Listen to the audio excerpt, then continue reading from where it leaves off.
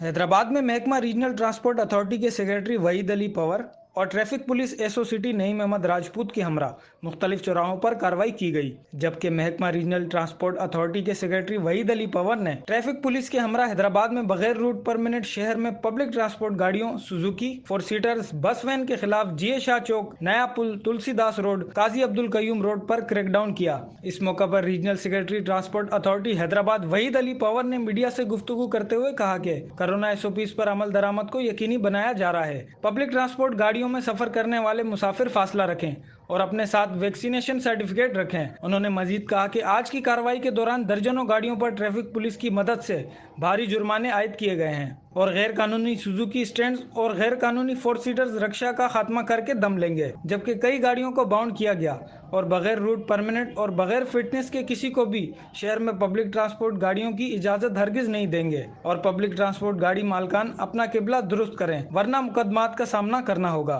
Camera team के साथ Janzeb Ali, bureau chief, वश न्यूज, हैदराबाद।